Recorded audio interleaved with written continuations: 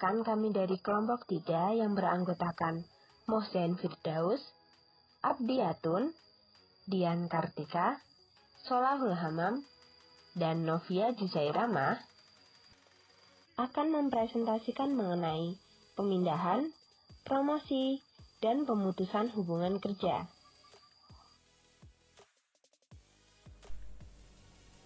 Pengembangan sumber daya manusia dapat dilakukan dengan berbagai cara. Salah satunya adalah dengan melalui promosi jabatan. Dengan adanya target promosi, pegawai akan merasa dihargai atau diperhatikan, dibutuhkan, dan diakui kemampuan kerjanya oleh atasan, sehingga mereka akan menghasilkan keluaran atau output yang tinggi. Salah satu yang juga dilakukan untuk meningkatkan prestasi kerja adalah dengan melakukan mutasi jabatan secara berkala dari suatu pekerjaan atau jabatan ke pekerjaan atau jabatan lain, atau juga dikenal istilah probation atau transfer, atau juga pindah posisi. Selanjutnya adalah mutasi. Mutasi adalah salah satu hal yang wajar di dalam setiap organisasi maupun instansi, baik pemerintah maupun swasta. Menurut Siswanto 2002 menyatakan bahwa mutasi atau pemindahan adalah kegiatan ketenagakerjaan yang berhubungan dengan pemindahan fungsi, tanggung jawab, dan status ketenagakerjaan, sehingga tenaga kerja yang bersangkutan memperoleh semangat kerja dan prestasi kerja yang semaksimal mungkin. Lebih lanjut dikatakan bahwa pemindahan harus dilakukan menurut analisa jabatan sesuai dengan kualifikasi, kemampuan, dan kerugian tenaga kerja yang bersangkutan, sehingga tenaga kerja tersebut diharapkan mendapat kepuasan kerja semaksimal mungkin dan dapat memberikan output yang setinggi-tingginya. Manfaat mutasi. Selain sebagai pengembangan sumber daya manusia, pelaksanaan mutasi dalam kerangka manajemen sumber daya manusia Hasibuan 2005 memberikan beberapa batasan tujuan sebagai berikut. 1. Untuk meningkatkan produktivitas kerja karyawan. 2. Untuk menciptakan keseimbangan antara tenaga kerja dengan komposisi pekerjaan atau jabatan. Ketiga, untuk memperluas atau menambah pengetahuan karyawan. Keempat, untuk menghilangkan rasa jemu atau bosan terhadap pekerjaannya. Kelima, untuk memberikan perangsang agar karyawan mau berupaya meningkatkan karir yang lebih tinggi. Keenam, untuk melaksanakan hukuman atau sanksi atas pelanggaran-pelanggaran yang dilakukannya. Ketujuh, untuk memberikan pengakuan dan imbalan terhadap prestasinya. Kedelapan, untuk alat pendorong agar spirit kerja meningkat melalui persaingan terbuka. Kesembilan, untuk tindakan pengamanan yang lebih baik. Kesepuluh, untuk menyesuaikan pekerjaan dengan kondisi fisik karyawan. 11, untuk mengatasi perselisihan antara sesama karyawan. Macam mutasi. 1. Mutasi produksi. Mutasi ini bertujuan untuk meningkatkan kegiatan produksi dalam produktivitas. Kedua, yaitu mutasi pengganti. Mutasi ini bertujuan untuk mengganti karyawan yang sudah terlalu lama di departemen tertentu. Ketiga, mutasi remedial. Mutasi ini bertujuan untuk memperbaiki kesalahan akibat mutasi yang sebelumnya tidak memberikan atau menunjukkan hasil yang diharapkan. Keempat, mutasi multifungsi. Mutasi yang bertujuan untuk menghasilkan karyawan yang multitalent dan multitasking. Dengan mutasi ini, karyawan diharapkan dapat memiliki pengalaman dan pengetahuan luas dan bervariasi. Perkenalkan, nama saya Dian Kartika, NIM 104. Di sini saya akan menjelaskan mengenai promosi. Promosi berdasarkan penjelasan dari Rifai 2009 terjadi apabila seorang karyawan di suatu perusahaan dipindahkan dari satu pekerjaan ke pekerjaan lainnya yang lebih tinggi dalam hal pembayaran, tanggung jawab, maupun levelnya. Umumnya, Promosi dilaksanakan sebagai hal-hal lain yang dapat saya jelaskan mengenai promosi adalah tujuannya, dasar-dasarnya, syarat, jenis-jenis, dan evaluasi dari promosi itu sendiri. Yang pertama adalah tujuan. Tujuan dari promosi adalah yang pertama meningkatkan moral pekerjaan, kemudian meningkatkan disiplin kerja, terwujudnya iklim organisasi yang menggairahkan, dan meningkatkan produktivitas kerja. Dasar-dasar dari diadakannya promosi ini adalah untuk yang pertama, prestasi kerja, dan yang kedua untuk senioritas. Kemudian syarat dari diadakannya promosi adalah 1. Pengalaman kerja, 2. Tingkat pendidikan, 3. Loyalitas, 4.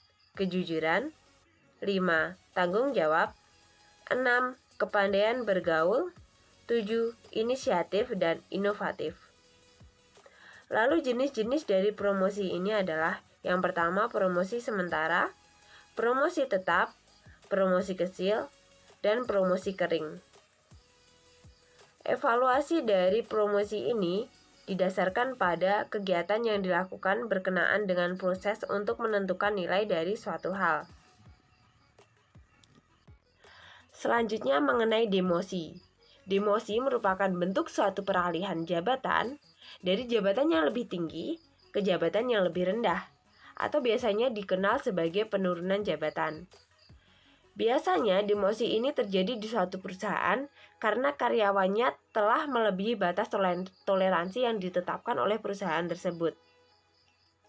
Tujuan dari diadakannya demosi ini adalah mengoptimalkan kinerja dari pekerja dengan kemampuan pekerjaannya. Kemudian dapat mendorong dan meningkatkan kinerja dari karyawan tersebut. Di sini saya akan menjelaskan tentang rotasi. Rotasi jabatan merupakan perubahan atau perpindahan jabatan dari suatu tempat ke tempat yang lain yang berlangsung secara horizontal atau pada ranking yang sama. Dari adanya rotasi ini memiliki berbagai tujuan, salah satunya yaitu meningkatkan produktivitas kerja karyawan. Yang kedua, menciptakan keseimbangan antara tenaga kerja dengan komposisi pekerjaan atau jabatan tertentu. Yang ketiga, memperluas atau menambah pengetahuan karyawan.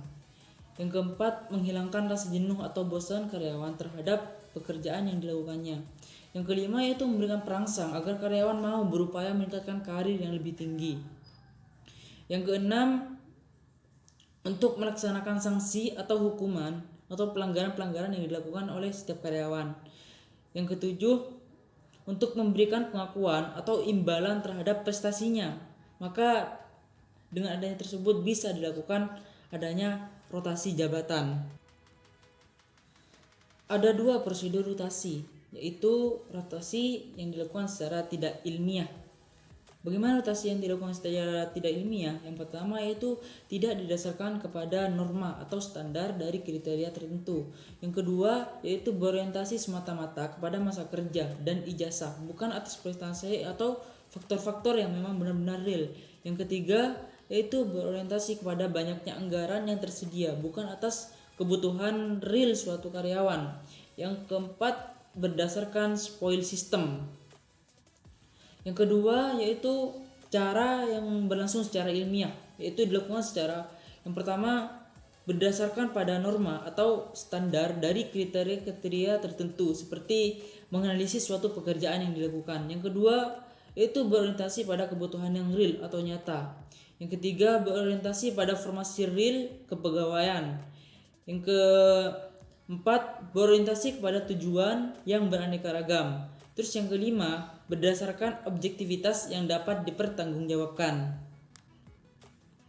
Studi kasus di sini kita mengambil analisis pemutusan hubungan kerja akibat adanya demosi pada pekerja PT Johnson Home Hygiene Products, yaitu berdasarkan putusan Mahkamah Agung Republik Indonesia nomor 566 KPDT Suspi.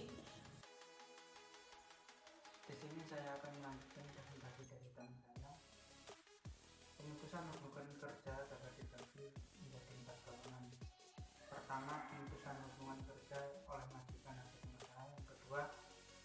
pemutusan hubungan kerja oleh buruh atau pekerja. Yang ketiga, hubungan kerja putus demi hukum. Dan keempat, pemutusan hubungan kerja oleh pengadilan. Terkait dalam pembahasan di atas, pada studi kasus pemutusan hubungan kerja yang dilakukan oleh PT Johnson Home Hygiene Product terhadap salah satu pekerjanya, yaitu Herianti, yang ingin penulis bahas, yaitu pemutusan hubungan kerja yang disebabkan oleh adanya demosi. Di dalam putusan Mahkamah Agung nomor 566K garis miring PDT 2014 tersebut akan dianalisis mengenai perusahaan yang melakukan restrukturisasi departemen sehingga menimbulkan demosi pada salah satu pekerja atau buruh yang menjabat sebagai logistik manager menjadi logistik cost controller. Dengan adanya demosi dapat mempengaruhi prestasi dan moral karyawan lainnya di perusahaan tersebut. Sebagai lawan dari promosi, demosi dimaksud ialah penugasan pekerja yang memangku jabatan-jabatan yang status, tanggung jawab, dan gajinya lebih kecil dari jabatan semula. Umumnya, demosi dilakukan karena pekerja atau buruh yang bersangkutan telah melakukan pelanggaran atas peraturan perusahaan. Namun, lebih banyak disebabkan oleh ketidakmampuan pekerja dalam menjalankan fungsi yang menjadi tanggung jawabnya. Saya kembalikan lagi kepada moderator. Terima kasih. Sekian dari kami, kurang lebihnya mohon maaf dan sampai jumpa.